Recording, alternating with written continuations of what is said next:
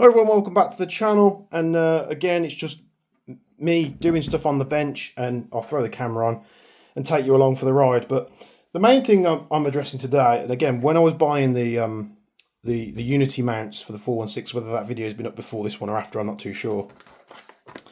I was just perusing Land Warrior, and I thought I'd try one of these mounts out. So these are like the Hydra mounts, and it's a Watson one. It wasn't very expensive for what it is.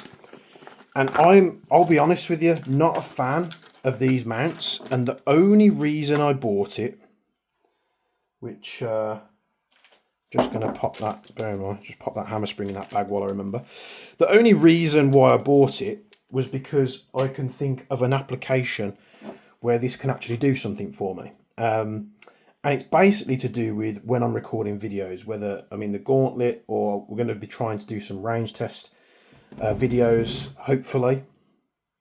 What the problem that I ran into when doing some of the gauntlet videos recently is I've got an optic on here, I've got a mount for my torch, maybe it's a shorter gun, and I just wanted to get one of these on, which is like a little scope cam on the front, so when we're doing and showing maybe like the accuracy or the spread on full auto, it's just another camera angle to give you more data, so you can see what's going on.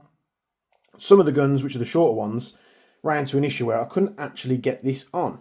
So my idea was, when I was perusing Land Warrior, was I can use one of these Hydra mounts. I can have the camera sat on the front here, and I can just mount a red dot, which I'll probably use. I've got a little Vortex crossfire here. Hopefully this fits. But just have that little optic on there, have the camera on there, and then basically this can be my testing, what do you call it, optic setup. So it's mainly just a case of I can see I've got an optic on there, so it kind of fulfills the top of the rail, doesn't make it look as empty. Maybe if it's zeroed, maybe it's not. But it also means I can mount this scope cam without, you know, taking up a lot of real estate on the front end of the rifle, where I've probably got a torch and a pressure switch and whatever else, iron sights, and it's not going to get in the way with it because I can just have it all up here in the rail space of where I would normally put a red dot anyway. So I'm just going to pull this apart. Is it a T10? I believe so. So this is just a little Vortex crossfire. I actually think I got this, I think I may have got it as part of buying a second-hand gun or in a trade. I can't actually quite remember. It came from somewhere. I didn't buy it new is what I'm saying. It either came in a trade with a gun, or I bought some second-hand bits and it was included in there. So we can take this off. I'm hoping this can be mounted on here, which I think it can, if I mount it the right way. So we'll take these screws. Can flip this over, and it's basically just solving a problem that I've had, especially when sort of looking at the smaller. Now what I will say about this is it's not the most user friendly with getting a tool in to fit your red dot. There we go, I think it's threading in now. A lot of the shorter stuff, you know, your accessories get in the way, and it's just a case of I can slap this on, which gives more camera viewpoints for you guys, which is good. And it could also be like, maybe moving forward when we do the gauntlet stuff, I'm always using the exact same gear, so it's even more fair in terms of, although predominantly I don't use the red dot to aim, it's not how I do it, but we can just throw this on here. I am having to do that at an angle on the tool because the tool's blocked. There's no access here to get something in. You'd have to use like an angled Allen key, which the one they give you is for the mount and not the screws for the optic that you're putting on there. So, because you could practically be mounting anything. And yeah, you've basically got this setup. Is it a 2.5? No, it's a 3. So it's coming to recording some bits for you boys and girls. Maybe I'm reviewing a gun. maybe I'm just doing a bit of training at HC2 or on the range somewhere else, I can literally throw this on. This isn't going to be something that I've got fitted to a rifle all the time. Just I can throw it on like that, and then I've got my red dot, which I can see it is very high. Again, I would much prefer this if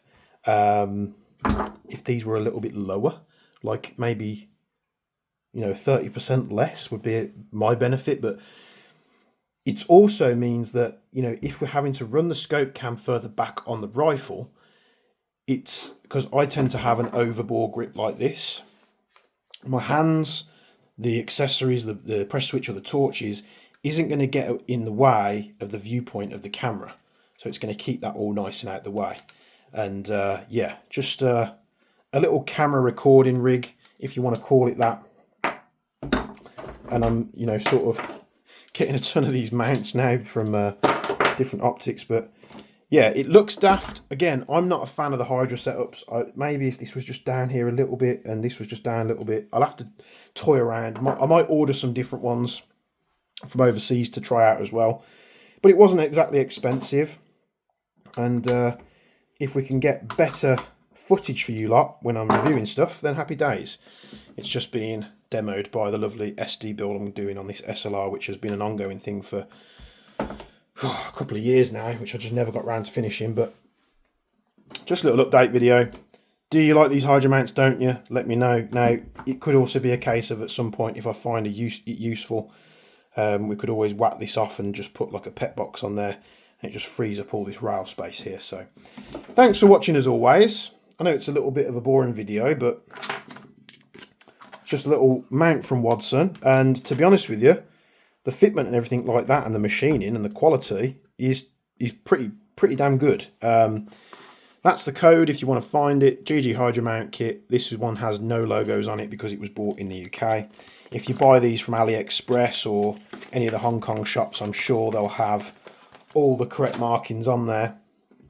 But yeah, we'll leave it there. Thank you very much for tuning in. More interesting stuff coming up on the channel very soon. The next video you're going to be seeing, I've got something very interesting, which I'm on the fence whether I'm actually going to use it or not, but you'll have to wait for that one to see. Let me know what you think down in the comments below. Like the video, subscribe to the channel for more, a lot more coming. And as always, from me and Bench, we'll be seeing you in the next one.